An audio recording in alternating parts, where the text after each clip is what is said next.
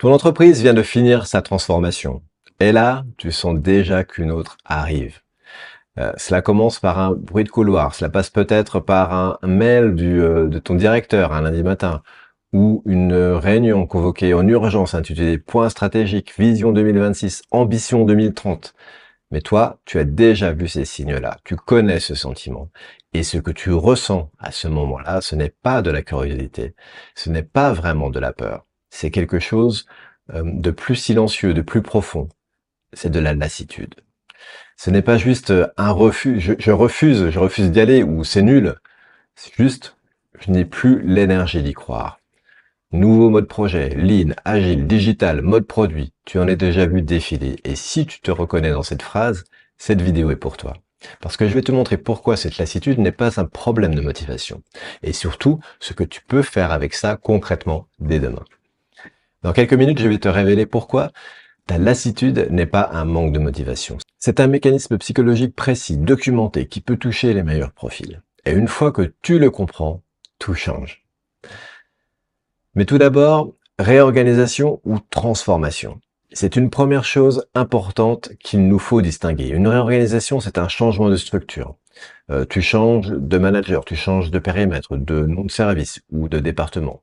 Oui, c'est perturbant, voire très perturbant dans certains cas, notamment quand on ne t'a pas consulté, quand on ne t'a pas demandé ton avis ou qu'on te met carrément dans un placard.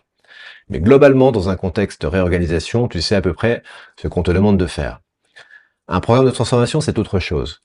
On te demande pas juste de changer ce que tu fais, on te demande de changer ta façon de penser, une partie de ton système de croyances, comment tu travailles, comment tu collabores, parfois même qui tu es professionnellement. Et c'est là que le changement devient véritablement épuisant. Edgar Schein, un des penseurs les plus importants sur le changement organisationnel et pour moi un véritable mentor sur lequel je m'appuie très souvent dans mon travail dans les organisations, a mis un nom sur ce que tu vis. Il distingue deux types d'anxiété inhérentes à tout processus de transformation. Premièrement, l'anxiété de survie. C'est ta peur de rater, d'être dépassé, de ne plus être dans le coup si tu ne changes pas. Cette anxiété-là, elle est ultra puissante, elle te pousse à agir. La seconde forme d'anxiété, c'est l'anxiété d'apprentissage. C'est ta peur de ce que le changement te demande d'apprendre ou de désapprendre. Parce qu'apprendre de nouvelles façons de faire, ça veut dire admettre que les anciennes ne suffisent plus. Et ça, c'est une remise en question quasiment identitaire, pas juste professionnelle. Et voilà le paradoxe, c'est celui qui fait peut-être le plus mal.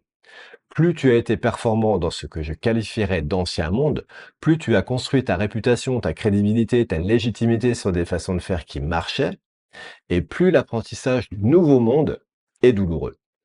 Ta lassitude, ce n'est pas de la faiblesse, c'est le signe que tu as beaucoup investi dans ce qui existait avant. Mais voilà ce que je vais te montrer juste après. Et il y a une façon de traverser ces transformations sans se lasser, sans s'épuiser. Et elle ne demande pas plus d'énergie, elle en demande même moins. Je t'explique dans un instant de quoi il s'agit. Et je te donnerai deux outils concrets que j'utilise avec les managers et les professionnels que j'accompagne. Car oui, j'accompagne des managers et des professionnels depuis plus de 15 ans sur le terrain des transformations. Et j'ai observé quelque chose de constant chez ceux qui traversent ces programmes sans s'épuiser.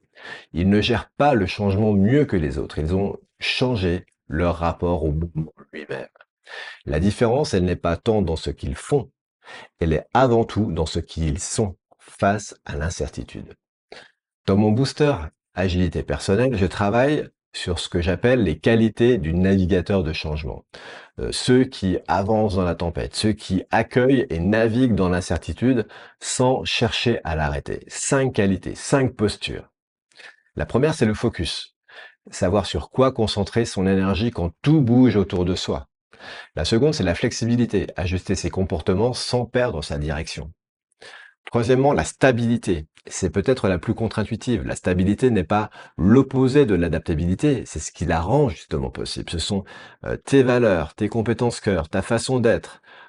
Ça ne bouge pas. C'est en quelque sorte ton ancrage. Quatrième qualité, la connexion aux ressources. Savoir aller chercher ce dont tu as besoin. Les bonnes personnes, les bons appuis au bon moment. C'est quelque chose hyper important en coaching génératif. Et enfin, le lâcher prise, la capacité à abandonner une solution qui ne fonctionne plus, même si tu y as investi beaucoup de temps et d'énergie. Ce que ces 5 qualités ont en commun, c'est qu'elles se travaillent, elles se développent. Ce ne sont pas des traits de personnalité que tu as ou que tu n'as pas. Et voilà le reframe central de cette vidéo. La transformation permanente n'est pas un problème à résoudre, c'est une compétence à entraîner. Je répète, c'est une compétence à entraîner. Et maintenant, les 2 outils concrets, actionnables dès demain matin. Le deuxième outil d'ailleurs, et en particulier, juste une phrase qui va te permettre de savoir exactement où cela risque de coincer dans le prochain programme avant même qu'il ne commence. Tu pourras donc t'y préparer.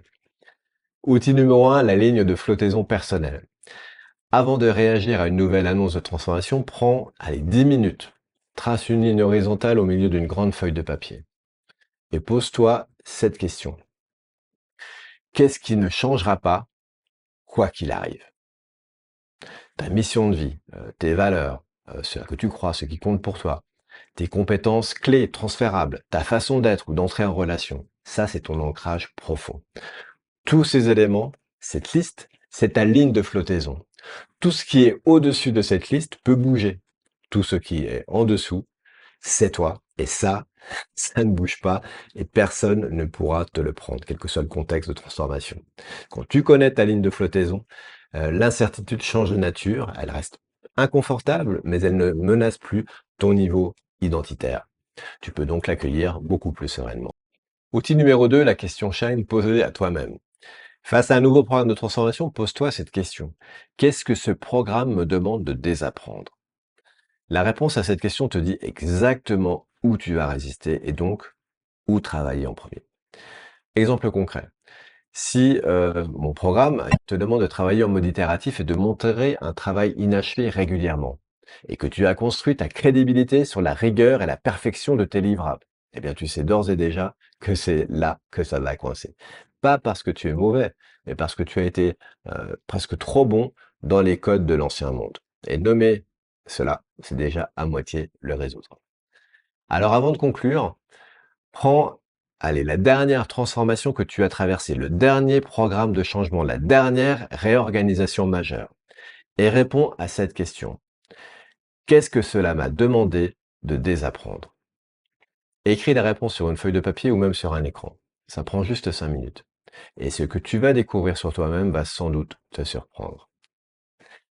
Maintenant, si tu veux aller plus loin, si tu veux mesurer concrètement où tu en es sur cette dimension changement en ce moment, j'ai mis en ligne un mini diagnostic gratuit de 5 questions. Il te donnera ton score sur cette dimension changement appliqué au contexte de transformation d'entreprise et donc ton profil parmi 3 niveaux avec ce que cela peut révéler sur toi.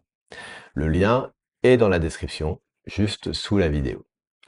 3 minutes, résultat immédiat. Sinon, abonne-toi, n'hésite pas à liker ou écris-moi en commentaire si le contenu de cette vidéo a résonné en toi. Je lis tous les commentaires. À très vite.